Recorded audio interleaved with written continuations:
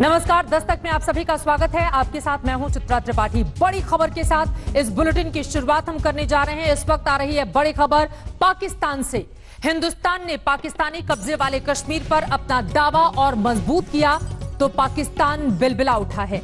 पाकिस्तान की सरकार रेडियो के जरिए दरअसल जम्मू और कश्मीर में मौसम का अपडेट प्रसारित करने को लेकर चिंता व्यक्त की गई है। पीओके के पीएम की इमरान खान से गुहार है। पाकिस्तान का बेहद गैर जिम्मेदाराना कदम यहां पर सामने आया है। आपको बताते चलें कि भारत के किसी हिस्से को वो अपना कैसे बता सकता है, ये महत्वपूर्ण। लेकिन इन सब के बीच इमरान खान से लगाई है पीओके को बचाने की गुहार, क्योंकि हिंदुस्तान की ओर से कुछ हिस्सों को कुछ हिस्से के मौसम के मिजाज को क्या बताया गया, यहाँ पर पाकिस्तान का मिजाज गड़बड़ हो गया है। पीओके को बचाने के लिए इमरान खान आगे आए, ये कहा गया है। और ये भी जिक्र किया है कि सिर्फ जुबानी बयानबाजी से काम नहीं चलेगा।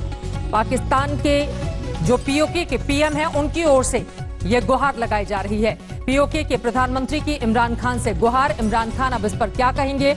कुल मिलाकर इस वक्त पाकिस्तान की जो स्थिति देखने को मिल रही है, एक तरफ जहां समूचा विश्व एक साथ एकजुट होकर कोरोना से जंग लड़ रहा है, तो वहीं दूसरी तरफ इमरान खान और उनके पाकिस्तान के कुछ हुक्मरान ऐसे हैं जिनको समझ में नहीं आ रहा कि हिंदुस्तान को लेकर अपनी प्रतिक्रिया वो कैसे दे। दिल्ली का तापमान दिखाए पाकिस्तान, इस तरह की बात हैदर की ओर से कही गई है। इस वक्त मंजीत नेगी हमारे संवाददाता जुड़ चुके हैं ज्यादा जानकारी के साथ। खिसियानी बिल्ली खंबा नोचे, कम से कम हैदर के बयान को देखकर यही कहावत याद आ रही है। मंजीत।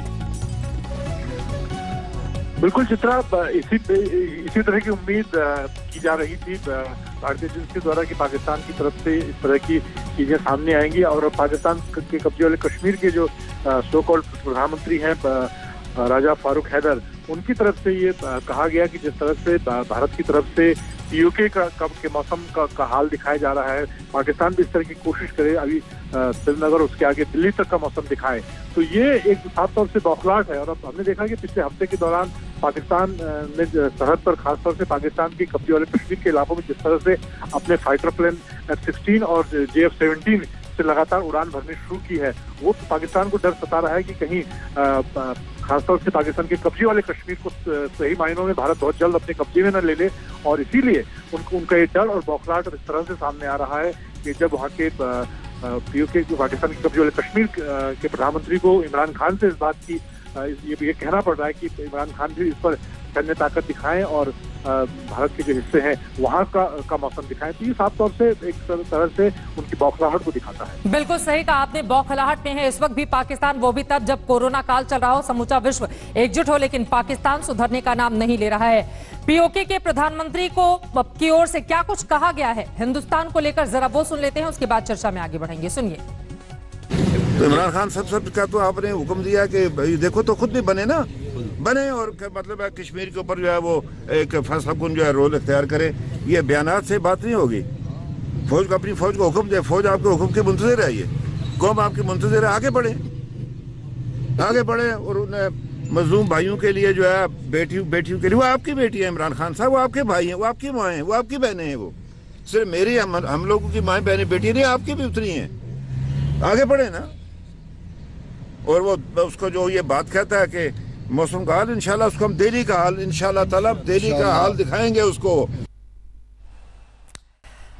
पीओके के प्रधानमंत्री हैदर को आप सुन रहे थे। दिल्ली का तापमान दिखाएगा पाकिस्तान, इस तरह की गैर जिम्मेदाराना बातें करते हुए वो नजर आ रहे हैं, क्योंकि उनको कुछ सूझ नहीं रहा कि वो अपनी प्रतिक्रिया कैसे दे। वैसे पाकिस्तान की पुरानी आदत है, कहता कुछ और है, करता कुछ और है, उसके बस में कुछ है नहीं, और लगातार कोशिश उसकी यही है कि वो हिंदुस्तान को आंखें दिखाता रहे। हालांकि इसमें भी वो कतई कामयाब कभी भी नहीं रहा है, इतिहास उठाकर अगर वो खुद देखे तो। आगे बढ़ते हुए आज की बड़ी खबरों का हम रुख कर लेंगे। वैसे पिछले कुछ दिनों से पाकिस्तान ने अपनी आतंकवादी हरकतें बढ़ा दी हैं। इसके बाद हमारी सेना ने मुंहतोड़ जवाब भी दिया है पाकिस्तान को छठी का दूध याद दिलाने के लिए क्या कर रही है हमारी सेना, इस पर army chief general MM Naravane से एक्सक्लूसिव बातचीत की है हमारे संवाददाता मंजीत नेगी ने। सुनिए। हमारे साथ सेना प्रमुख जनरल MM नरवणे साहब हैं। जनरल साहब, आपने हाल में उत्तर पूर्व सीमा का भी दौरा किया, कश्मीर घाटी का भी दौरा किया। हमने देखा कि दोनों सरहद पर इस वक्त काफ़ी गतिविधि हम देख रहे हैं, चीन की तरफ से भी और पाकिस्तान की तरफ से भी। मैं ना सिर्फ नदन कमान, लेकिन इस महीने के शुरुआत में मैं ईस्टर्न कमान में भी गया था, सिक्किम के एरिया में। और अभी आज मैं south western command western border वहाँ से होते हुए आ रहा हूँ। और मैं ये कहना चाहूँगा कि हर जगह मैंने अपने जवानों से बात की है, ऑफिसर्स से बात की है, कमांडर्स से बात की है, और मुझे बहुत खुशी है कि सभी जगह हमारे जवान और ऑफिसर्स, उनका मनोबल बहुत ऊंचा है और पूरा अपना टास्क पूरा करने के लिए वो हर तरीके से तैयार हैं। और ये टास्क ना सिर्फ बॉर्डर को सुरक्षित रखना, लेकिन ये कोविड की बीमारी में जो भी हमने मदद करनी है हमारे देशवासियों के लिए, उनकी भलाई के लिए या सिविल एडमिनिस्ट्रेशन की मदद के लिए, वो भी टास्क पूरा करने के लिए हम पूरे तरीके से तैयार हैं। जहाँ तक स्थिति है नॉर्दर्न बॉर्डर्स के बारे में, पिछले एक हफ्ते में कई रिपोर्टें आई हैं कि पीएलए और हमारे बीच में कुछ फेस ऑफ हुए हैं, skirmish जैसे चीज़ें हुए हैं। तो मैं इसके बारे में ये कहना चाहूँगा कि जो LAC है हमारे और चाइना के बीच, कई जगहों पर इस पर अलग अलग परसेप्शन है कि ये कहाँ से गुज़रती है, और इसीलिए हम अपने एरिया तक पेट्रोलिंग करते हैं, वो भी अपने एरिया तक आते हैं। और ये इसलिए ये कई बार हो जाता है कि एक ही टाइम एक ही जगह दोनों तरफ के दोनों पेट्रोलिंग पार्टियाँ पहुँच जाते हैं, और जब ऐसे होता है तो अक्सर ये फेस ऑफ हो जाता है। ये फेस ऑफ कोई नई चीज़ नहीं है, ये पहले भी होते हुए हैं, और इसे निपटने के लिए हमारे प्रोटोकॉल पहले से हैं। वो अगर उस पेट्रोल के लेवल पर ये मामला सुलझा नहीं जा सकता तो फिर डेलीगेशन लेवल मीटिंग होते हैं, highest military level commander meeting होते हैं, और उस वक्त आपस में बातचीत करके एक दूसरे के पॉइंट को समझते हुए फिर दोनों साइड डिसएंगेज हो जाते हैं और मामला सुलझ जाता है। सर, एक सवाल, कश्मीर घाटी के जो हालात हैं वहाँ पर हमने देखा कि हाल के दिनों में काफ़ी ऑपरेशन सेना की तरफ से हुए, हमारे कई अधिकारी और जवान भी शहीद हुए हैं, आतंकियों को भी हमने जवाब दिया है। उसके पीछे क्या कारण मानते हैं? पाकिस्तान की तरफ से अचानक की गतिविधियाँ क्यों तेज हुई हैं? देखिए, हर साल जब मौसम सुधर जाता है और जब बर्फ़ पिघल जाती है, पासेस खुल जाते हैं, इन्फिल्ट्रेशन करना थोड़ा सा और आसान हो जाता है, तो हर साल अक्सर ऐसे अप्रैल मई के महीने में थोड़ी से जो टेररिस्ट एक्टिविटीज़ है वो थोड़े से बढ़ जाते हैं, और उसी के हिसाब से इस साल भी वैसे ही हुआ है।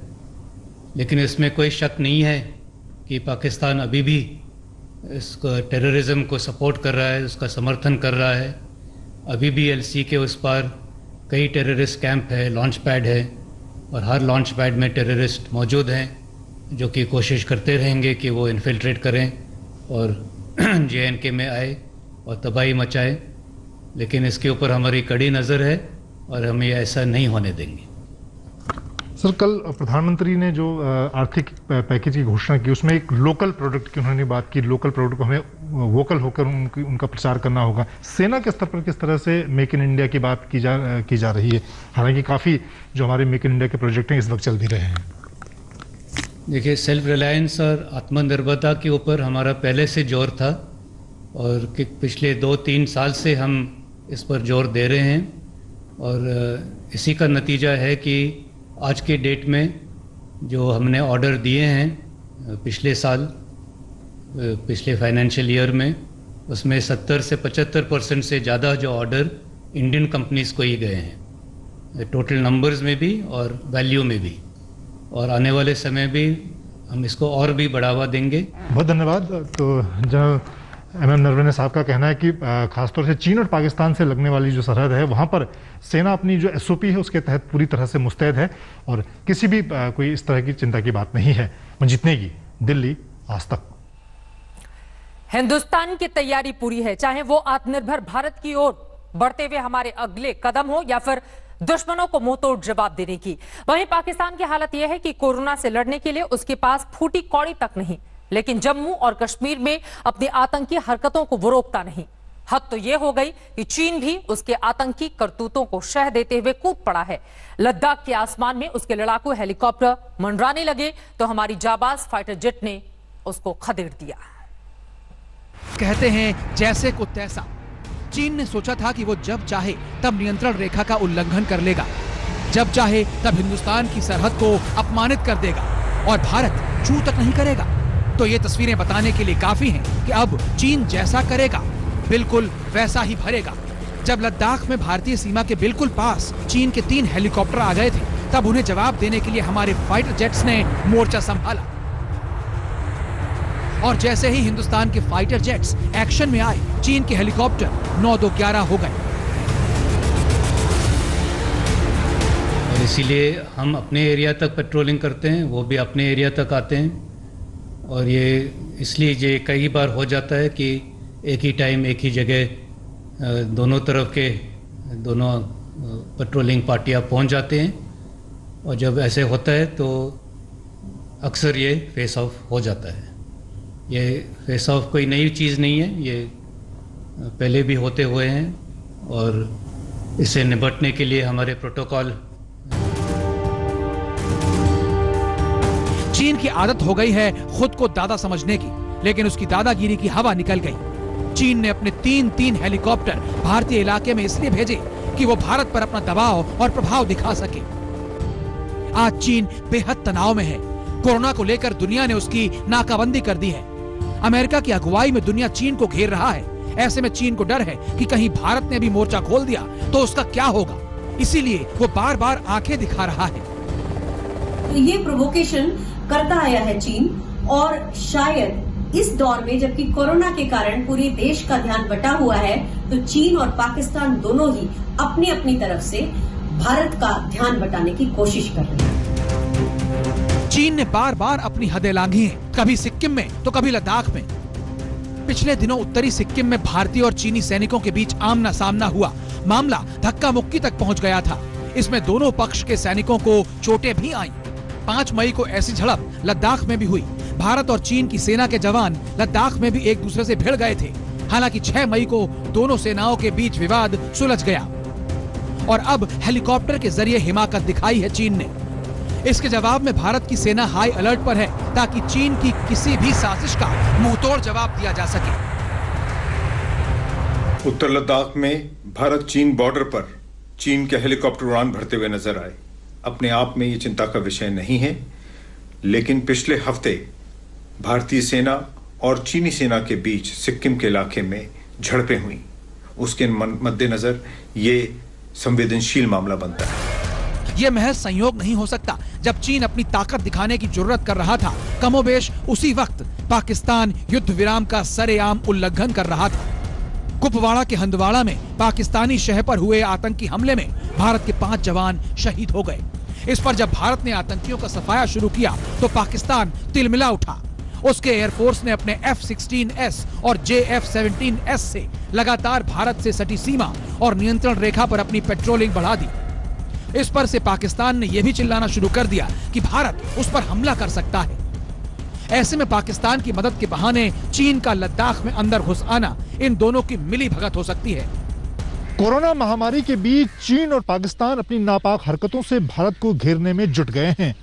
एक तरफ पाकिस्तान को पीओके का डर सता रहा है, तो दूसरी तरफ चीन पाकिस्तान से अपनी दोस्ती निभाने के लिए सिक्किम से लेकर लद्दाख तक भारत पर निशाना साध रहा है। लेकिन भारतीय सेनाओं ने साफ कर दिया है कि हर बार की तरह चीन और पाकिस्तान को अपनी इन हरकतों के लिए मुंह की खानी पड़ेगी। कैमरामैन संजीव के साथ मंजित नेगी, दिल्ली, आज तक।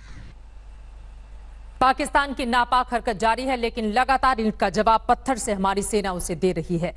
आगे बढ़ते हुए देश की बड़ी खबरों का हम रुख कर लेते हैं और इसी के साथ कल हमारा है, जिसकी तस्वीर आत्मनिर्भर भारत की पेश की थी हिंदुस्तान के प्रधानमंत्री देश के नरेंद्र मोदी ने। कोरोना काल में एक आत्मनिर्भर भारत बनाने के लिए प्रधानमंत्री नरेंद्र मोदी ने कल 20 लाख करोड़ रुपए के पैकेज का ऐलान किया था। आज उसकी पहली किस्त का ब्यौरा वित्त मंत्री निर्मला सीतारमण ने दे दिया है। इसमें छोटे उद्योगों में काम करने वालों पर राहत बरसाई गई है। देखिए, मैं आज एक विशेष आर्थिक पैकेज की घोषणा कर रहा हूं। हाल में सरकार ने कोरोना संकट से जुड़ी जो आर्थिक घोषणाएं की थी और आज जिस आर्थिक पैकेज का ऐलान हो रहा है, उसे जोड़ दें तो ये करीब करीब 20 लाख करोड़ रुपए का है। जब 2 के आगे 13 शून्य लगते हैं तब होता है 20 लाख करोड़। इस 20 लाख करोड़ से कोरोना के खिलाफ सबसे बड़ी जंग की पहली किस्त लेकर सामने आई वित्त मंत्री निर्मला सीतारमण। कोरोना की मारी अर्थव्यवस्था को राहत देने के लिए 3 लाख करोड़ रुपए का लोन लेकर There is a collateral-free automatic loan for MSMEs which is being provided. This will give facility up to 3 lakh crores. सरकार रोज आकर बताएगी कि आपके लिए 20 लाख करोड़ रुपए में क्या क्या होने वाला है, जिसमें शुरुआत हुई कुछ अहम योजनाओं से जो सूक्ष्म, लघु और मध्यम उद्योग से जुड़े लोगों को राहत देने के लिए है। नंबर 1 बात तो यह है कि 3 लाख करोड़ रुपए का कोलेटरल फ्री लोन दिया जाएगा, यानी ऐसा लोन जिसके लिए काउंटर गारंटी या कोई संपत्ति दिखाने की जरूरत नहीं होगी। नंबर 2, ये लोन 25 करोड़ रुपए तक के होंगे। इनमें 100 करोड़ रुपए की टर्नओवर वाली कंपनियों को फायदा होगा।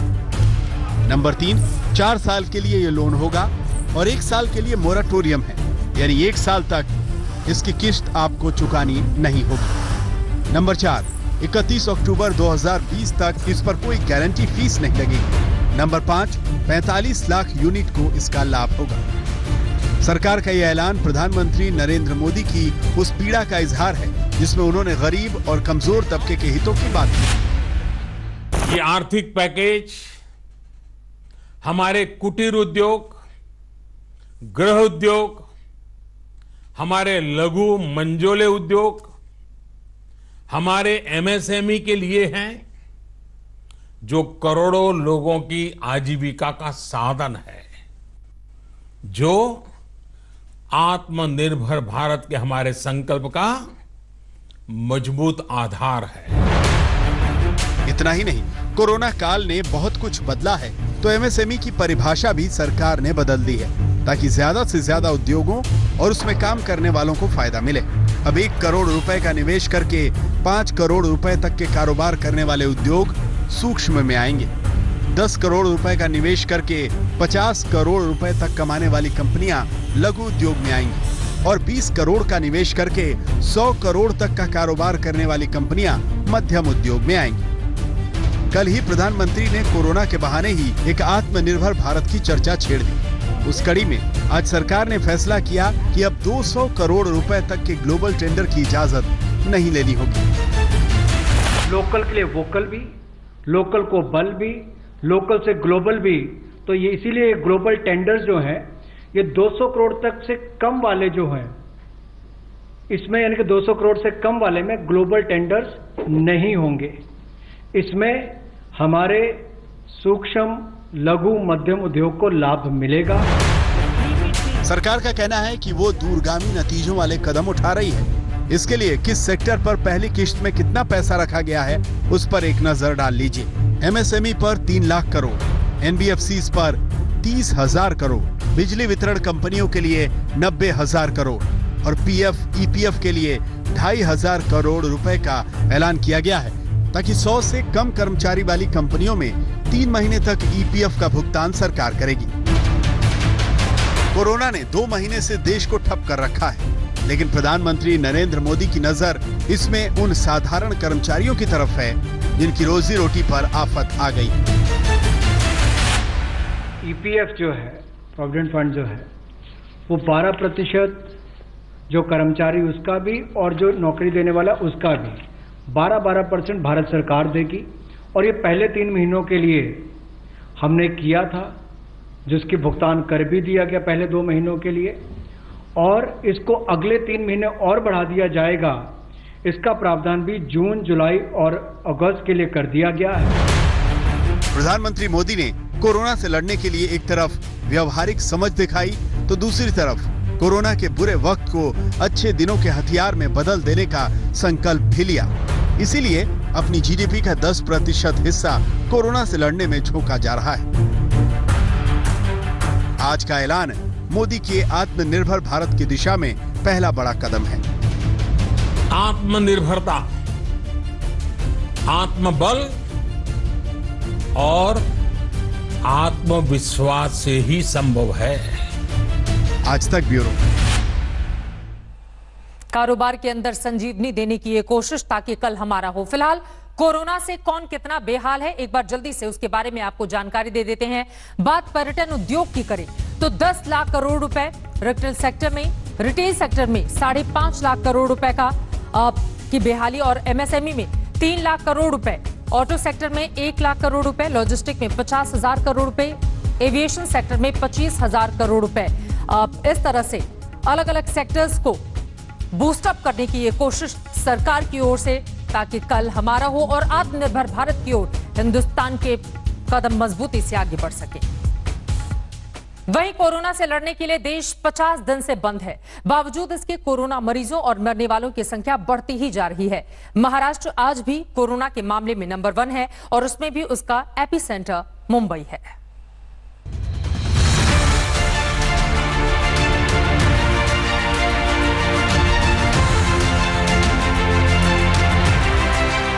मुंबई सिर्फ महाराष्ट्र ही नहीं, आज देश में कोरोना की भी राजधानी बन चुकी है। वहां अस्पतालों में कोरोना के मरीज पड़े हैं और सड़कों पर अपने घरों को भागने वाले मजदूर। और इन सब के बीच कोरोना से लड़ने वाले पुलिस वालों का भी हाल बुरा है, जिनमें कोरोना मरीजों की संख्या महाराष्ट्र में 1000 से ज्यादा हो गई है और मरने वालों की 8। कोरोना के वजह से पुलिस विभाग दिन रात काम कर रहा है। उसी प्रकार आगे रमजान ईद का भी त्योहार है, उसके लिए पुलिस को थोड़ा आराम मिलना चाहिए। उसके लिए केंद्रीय सशस्त्र पुलिस दल की 20 कंपनी यानी 2000 केंद्रीय पुलिस, इसकी मांग राज्य शासन ने केंद्र शासन को की है। अगर हम महाराष्ट्र की बात करें तो पिछले 24 घंटों में महाराष्ट्र में नए केस आए 1026, 24 घंटे में मौतें हुई 53। महाराष्ट्र में अब तक कोरोना के कुल केस 24,427। महाराष्ट्र में कुल मौत 921। मुंबई में कल मामले 15,000 से ज्यादा। मुंबई में 24 घंटे में नए मामले 556। मुंबई में 24 घंटे में 28 मौत। मुंबई में कुल मौत 556। महाराष्ट्र से बाहर निकलें तो कोरोना के मामले में गुजरात दूसरे नंबर पर है। गुजरात में अहमदाबाद कोरोना का एपिसेंटर बना हुआ है। वहां के जमालपुर इलाके में जिस तरह कोरोना के मामले बढ़े, उसके बाद आला अधिकारियों को वहां मोर्चे पर लगाया गया।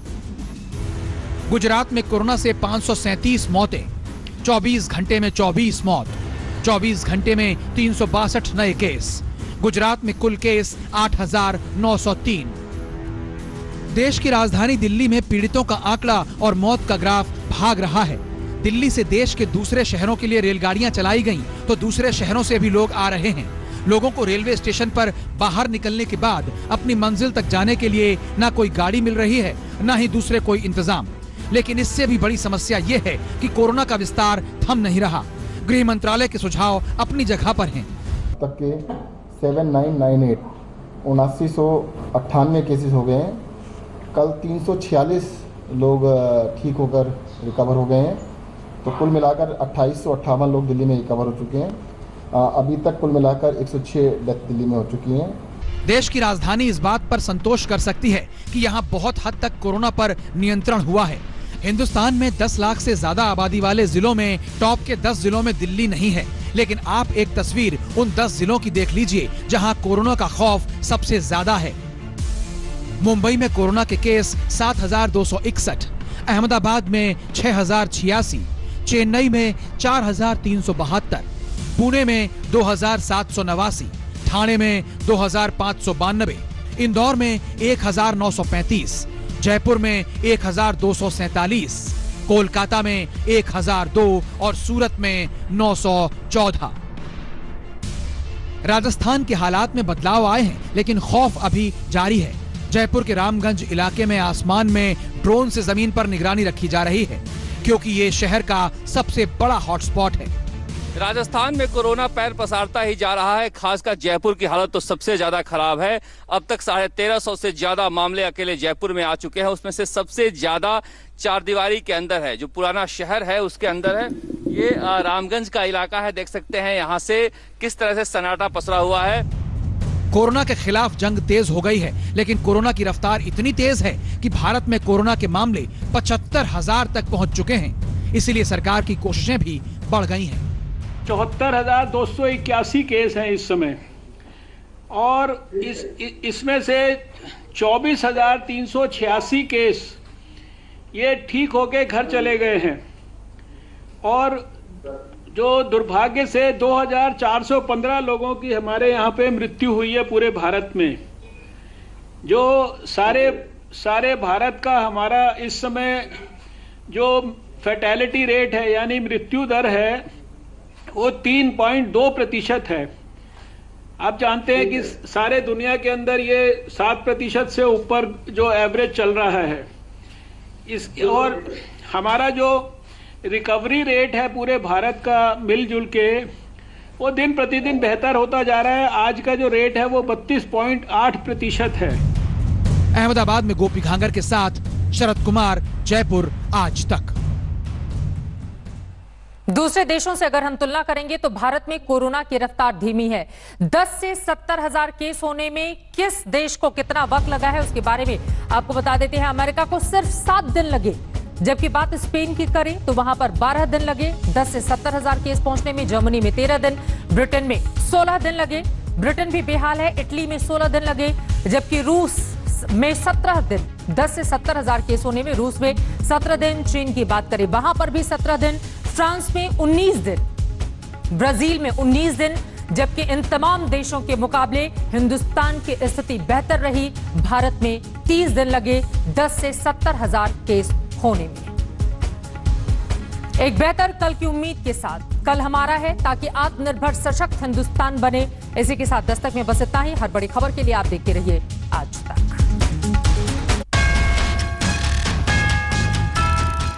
नमस्कार, मैं हूं अंजना ओम कश्यप। हमें उम्मीद है ये वीडियो आपको पसंद आया होगा। लेटेस्ट खबरों के लिए यूं ही देखते रहिए आज तक, और इस वीडियो के पसंद आने पर लाइक, शेयर एंड सब्सक्राइब करना ना भूलें।